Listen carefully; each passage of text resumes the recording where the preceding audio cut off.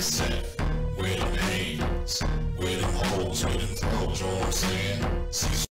And while they were here, they always wore masks to avoid being known. Now, Cyril McDonald wrote an interesting article called "Why is a Traditional Martial Artist Like an Alcoholic?" And I'm going to read parts of this article and give my response to it. My response is going to be called "A Traditional Martial Artist is Like an Alcoholic. Why?" This is one of those things where it's going to be basically Taekwondo bashing.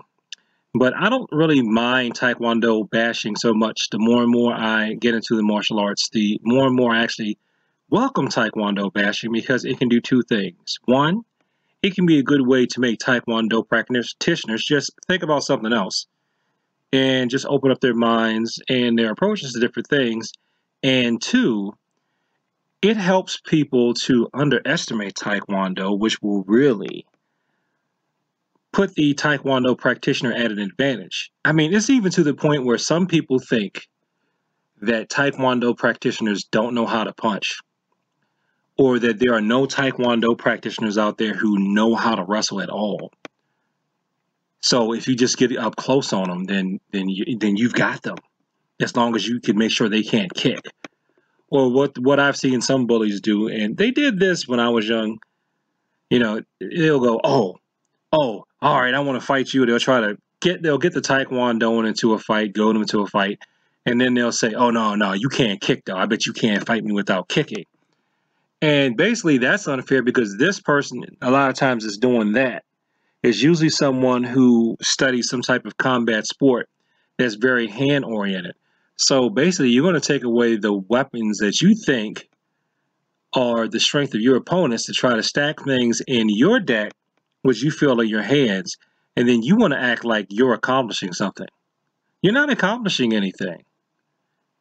You know, if I challenge a world champion chess player to a Taekwondo match, and I know that person doesn't have a lot of Taekwondo experience, what am I proving? I'm not proving anything. So without further ado, let's get into this article. So basically, I'm not going to read the whole thing just right out. So the first point that he's making here is that, you know, traditional martial artists, and he's pointing out Taekwondo in particular, he said they're like alcoholics because they won't admit that they have a problem and they won't ask for help.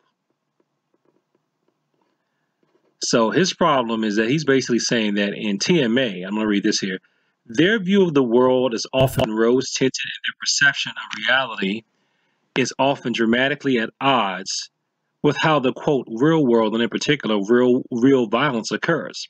As such, practitioners of the TMA, traditional martial arts, are often at odds with the strategies and training necessary to deal with such violence.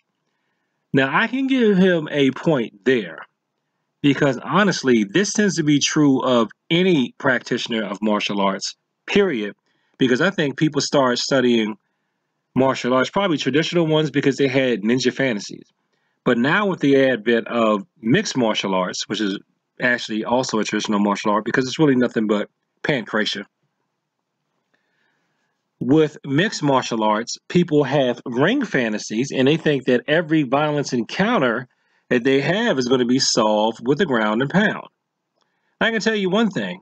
If you ground and pound all the time, every time that you have some type of thing that could escalate into violence, you're probably going to go to jail because it's going to be viewed as excessive force. If you go to ground and pound every time you think that there's a violent situation, then you're setting yourself up. You're setting yourself up so that you can't deal with multiple opponents. And if that happens, you're going to be kicked in the face, kicked in the mouth. I know because it happened to me. That's how I know that. I went to the ground when I shouldn't have, and I got kicked in the face by somebody that was a bystander. Luckily, I rolled out of it, thank you, judo, came back up on my feet, back into my Taekwondo stance. So, you know, you're going to get hit over the head with wood, all types of things. And there's video footage of that on YouTube. Just look up stuff about an MMA fighter, or a couple of MMA fighters being beaten badly in Brazil, and you'll see what I'm talking about. And now this is one thing I wanted to bring out too, in terms of giving this guy some credit in his argument, is that a lot of times, because I do this with my students, when you are telling people, and it's not necessarily just the kids, when you are telling martial arts students, whether it's traditional martial arts or not, or somebody who's in a combat sport, when you start telling them how violence really is and how it really works, and how a lot of things that you could do, if you can de-escalate it, you can stop the train, they don't believe you. They don't believe you. I think maybe they don't want to believe you. I think they want to take whatever it is that they're studying for their martial art or combat sport, and they think that in and of itself is going to be the answer. And it's not. There's avoidance. Sometimes if the other person gets a weapon, you may have to get a weapon. I'm sorry, but you just may have to. Unarmed self-defense is not going to cut it 100% of the time, in 100% of situations, all the time, everywhere where there are people. Like a certain controversial YouTuber would say, that explains everything. No, it can't. It doesn't. So he says here, many TKD training does not prepare the students for the realities of real-world violence. The students really don't want to be prepared for the reality of real-world violence. They don't. Now, one thing where he starts going off the rails for a little bit is he likes to argue that Taekwondo takes place at an unrealistic distance. I'm paraphrasing. No, that's not true. It takes place at a very realistic distance. I used to think that too. I used to think, oh, well, you know, I might have problems if somebody get up on me because I can't kick. Yeah, but it's called, and I said that to a teacher, and he just goes, it's called the way of the hand and foot. It's not the way of the foot. It's the way of the hand and the way of the foot. And furthermore, I found that, you know, if your flexibility is that good, you can kick up close. So that's probably people that, you know, are just inexperienced, or they're trying to make excuses as to why they don't think their leg techniques will work. And also, you know, you'll realize after a while, like most Taekwondo teachers were probably telling you when you're first starting off, you know, if you can't do high kicks, then you use your kicks for the lower part of the body and the hands for the upper part of the body. If you would take the time to study things like Hughes show or just study anatomy and find out where the weak parts of the body are, you would know where you could kick to end a real world confrontation. And I'm not talking about unsanctioned street fights. I'm talking about real world self-defense. Yes, you can do that up close. And yes, you can do that if you know how to apply your Taekwondo movements to something like that. Let me see here for a second. I'm going to pause for just a second. So now he makes the appeal to Bruce Lee. Bruce Lee came through, and Bruce Lee was challenging the notions of his day, and he made a lot of those old-fashioned traditional martial artists, you know, just really be foolish. I'm paraphrasing, of course. But no, I found out as I got deeper and deeper into Bruce Lee, is that what he did is what Wing Chun practitioners have been doing. They would always call out other arts so they could practice their art against other arts and in turn build their art. Now this is something right here I'm going to get into before I close this video that really, really shows how wrong a lot of people are in their interpretation. They're too literal interpretation of sparring. Now this says set sparring is TKD, Taekwondo, and TKD is set sparring. And people only do it because it's traditional. So what I think he's talking about is what we tend to call one-step sparring or two-step sparring or three-step sparring, where you have 1, 2, or 3 attacks in succession, and the person just responds to dealing with that attack. And he says that's not applicable to self-defense. A lot of people like to argue that because they're going to go, nobody's going to attack you like that. They may not attack you and hold your hand out there, but that's just a training tool, because I'm of the opinion that what they're trying to get you to do is to respond to things with one movement. If somebody makes one truly committed aggressive move towards you, you need to be able to counter that move and end the confrontation as soon as possible.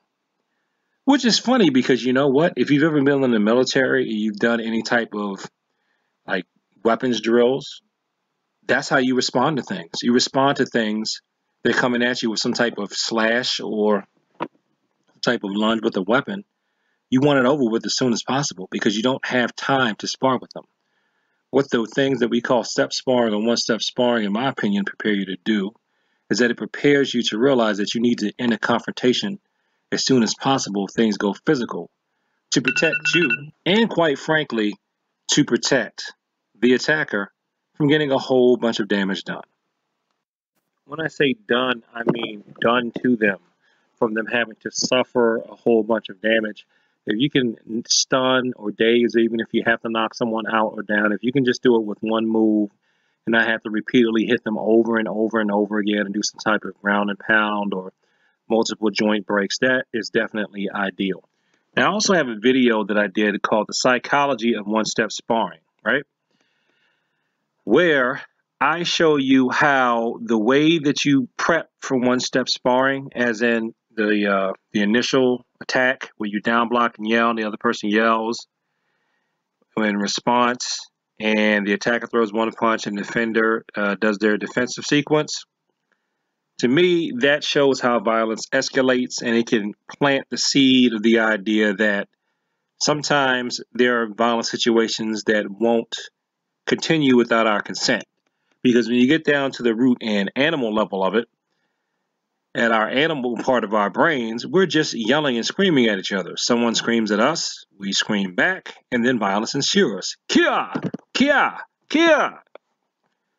And when I explain that to people, they just don't accept it. They just don't get it. But I think it goes back to the point I made at the beginning of the video. I don't think that it is a thing of, is something wrong with traditional martial arts or all traditional martial artists. I think there are a lot of people who take a martial arts class because of their ninja fantasies, and now dare I say, their ground and pound ringside fantasies. So it's not just a ding on traditional martial artists. If you want to ding a group, you should ding all martial artists.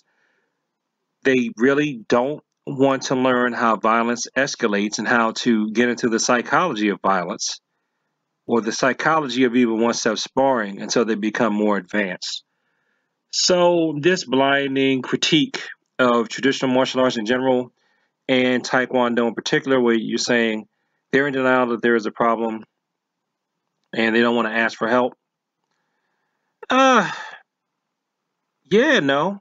Maybe it just doesn't apply to martial arts like me, but I do see where it applies. But at the same time, see, this is the thing. Even if you were to do your exercises as you are instructed to do them, they will work. Before I got more understanding of this stuff, there was stuff I just did out of reflex, did out of habit, did it because I was told to do it that way, and it worked for me. I don't understand these people who are saying that, well, I tried my techniques and they just didn't work, and I did this and I did that, it just didn't work. I don't know. I don't know what happened to you. The only thing I can think of is maybe in addition to martial arts training, what I had was some exposure to real world violence. So I could subconsciously link the two together without someone having to come and spell it out for me. Because I do know there have been situations where I've said, they didn't know this, they don't know that, they don't know not to do this, they don't know not to do that. And someone who's giving the seminar where they're trying to give them some quote unquote realness will turn to me and say, nah, man, they don't. So the moral of the story is, and this is what I've been doing a lot of my more recent videos, we got to get away from the assumptions. I don't mind the assumptions so much because they lead people into underestimating folks that do traditional martial arts. But we got to get away from the assumptions. You got to get away from your assumptions about other styles. Whether you are a traditional martial artist, a mixed martial artist, or even a non-martial artist. Don't just assume, don't always think that if you're trained that you're going to beat somebody. Don't always think that if someone is trained, you're going to beat them. if you want to quote from Bruce Lee, how about opening your mind and being like water so that you can flow with the parameters that you're given in a situation? Thanks for watching this video. Like, comment, subscribe. Please share this with people that like to talk about the martial arts in peace. And as always, thank you for your time.